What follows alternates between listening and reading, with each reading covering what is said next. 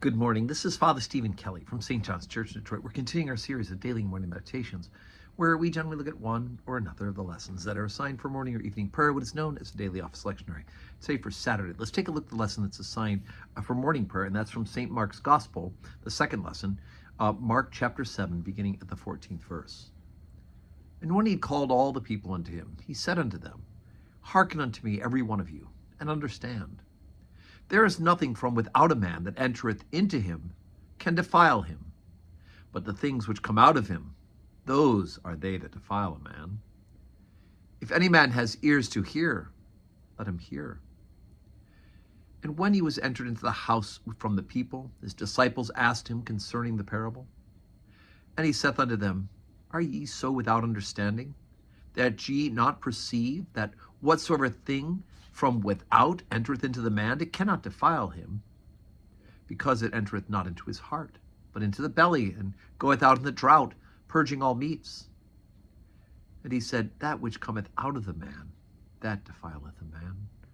For from without, out of the heart of men proceed evil thoughts, adulteries, fornications, murders, thefts, covetousness, wickedness, deceit, lasciviousness, an evil eye, blasphemy, pride, foolishness.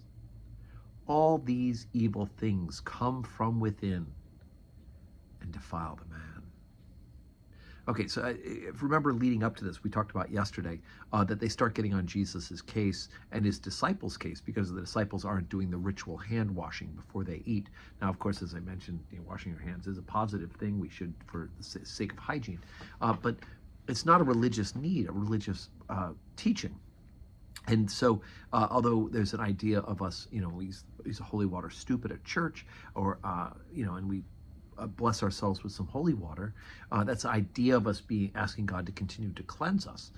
But Jesus says it's not what goes in, and ultimately this sort of thing will be enlarged in the Acts of the Apostles, where they say that we're no longer, there are no longer food prohibitions, right? Allowed to eat pork, allowed to have bacon, things like that, allowed to have shrimp, which had been forbidden before. Jesus says it's not about those things that go in that make you unclean, but rather it's the uncleanness of your heart, right?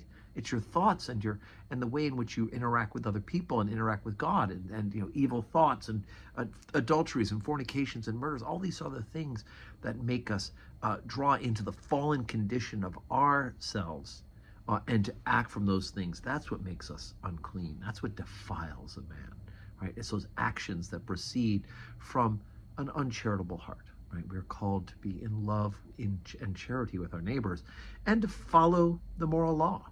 And if we're following the moral law, we're not going to commit adulteries or fornications or murders, thefts and covetousness and wickedness and deceit and lasciviousness and evil eye, blasphemy, all of these things. An unconverted heart, and a heart that is not seeking to serve the Lord and to love him first and foremost, and to love our neighbor as ourselves, right? That unconverted heart. From that will come these things that defile the man, not what you eat, right? Not that piece of bacon that you put in your mouth, or not washing your hands thoroughly. So as I said, today is Saturday. We don't have Holy Communion today at St. John's, no public worship today at St. John's, but we're preparing for Holy Communion and for worship tomorrow. Sunday, 7:30 morning prayer, 8 o'clock Holy Communion, 10 o'clock Holy Communion, 5:30 evening prayer with the opportunity to receive Holy Communion. So I pick a service or two, right? You can come to 7:30 and 8, or you could come to 10 and then come back to 5:30 if you'd like.